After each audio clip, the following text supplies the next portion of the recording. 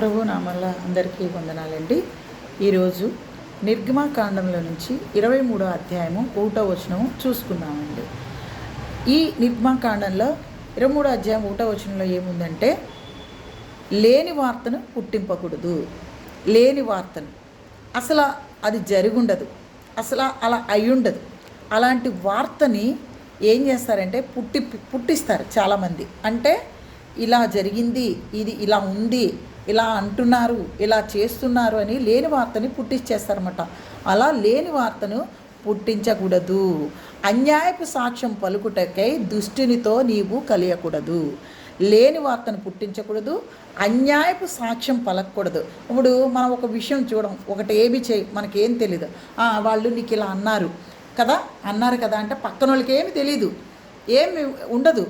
అవును అన్నారు, ఇలా తిట్టారు కదా, అవును తిట్టారు, వాళ్ళు ఇలా చేశారు కదా, అవును చేశారు అని అంటారు. అంటే ఎప్పుడు మన కన్నులతో చూడండి, మనము చేయనిది వేరే వాళ్ళకి ఎప్పుడు అన్యాయంగా సాక్ష్యము అనవసరంగా మంచి వారి మీద మనము పలకూడదు. ఎవరైనా ఏదైనా అనాలనుకుంటే వాళ్ళ దగ్గరికే వచ్చి అంటారు కదా, మరి వాళ్ళతోటి వీళ్ళతోటి చెప్పరు కదా. ఒకవేళ చెప్పినా కూడా మనం నిజంగా మంచివాళ్ళం అనుకోండి, మన దగ్గరే ఉంచుకోవాలి, అది మాట్లాడకూడదు. లేదంటే నువ్వు అంత మంచి వాళ్ళవైతే ఇలాంటి మాటలు నాతో చెప్పొద్దు, నాతో మాట్లాడకూడదు అని వాళ్ళకి అక్కడే చెప్పాలి. ఒక మనిషి ఉన్నప్పుడు మనిషి ప్రవర్తన వేరేగా ఉంటుంది, ఒక మనిషి లేనప్పుడు మనిషి ప్రవర్తన వేరేగా ఉంటుంది. అలాంటి ప్రవర్తన కలిగిన వారు లేని దానిని ఉన్నది అన్నట్టు కళ్ళకు కట్టినట్టు జరిగింది అని పుట్టించే వాళ్ళు దేవుని సంబంధులు కారు.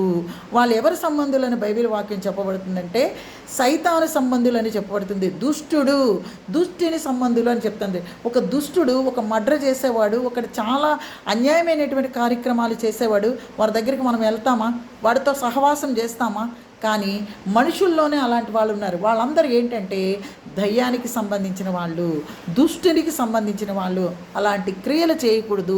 అన్యాయపు సాక్ష్యం ఎవరి గురించి మాట్లాడకూడదు, అనవసరంగా ఎవరి గురించి చెడ్డగా మాట్లాడకూడదు, చెడ్డగా ప్రచారం చేయకూడదు.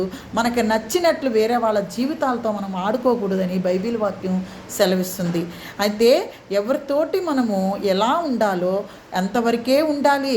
ఒకళ్ళ విషయాల్లోకి మనము జోక్యం చేసుకోకూడదు. ఇంకొక విషయం ఏంటంటే ప్రేమ కలిగి ఉండమని చెప్తుంది. ఎప్పుడైతే ఎదుటివారి పట్ల వారు మనకు అన్యాయం చేసినా కూడా, ఎలాంటి మనకి ఇబ్బంది పెట్టినా కూడా బైబిల్ గ్రంథం ఏమని చెప్తుందంటే, ప్రభువైన యేసుక్రీస్తు ఏమని చెప్తున్నారంటే, ఎదుటివారి వల్ల ప్రేమ కలిగి ఉండు. వాళ్ళు అన్యాయం చేస్తారా, చేయని. వాళ్ళు నిన్ను హింసిస్తారా, హింసించనే. నిన్ను బాధ పెడతారా, పెట్టని. నీవు వారి ఎడల ప్రేమ చూపించవలసిందే కానీ మరి తిరుగు దెబ్బలాడడానికి వీల్లేదంటున్నారు. ఎందుకంటే వాళ్ళు దుష్టుని సంబంధి కాబట్టి వాళ్ళ ప్రవర్తన విధానం అలాగే ఉంటుంది. నువ్వు దేవుని సంబంధి కాబట్టి నీ ప్రవర్తన విధానంలో మార్పు రావాలి, మార్పు కలిగి ఉండాలి, దేవుని భావాన్ని కలిగి ఉండాలి, దేవుని స్వరూపాన్ని కలిగి ఉండాలని బైబిల్ వాక్యం సెలవిస్తుంది. ఈ చిన్న వాక్యంతో నన్ను నేను హెచ్చరించుకుంటూ మీ అందరికీ బైబిల్ వాక్యాన్ని తెలియపరుస్తూ ఇంతటితో ముగిస్తున్నా. వందనాలండి.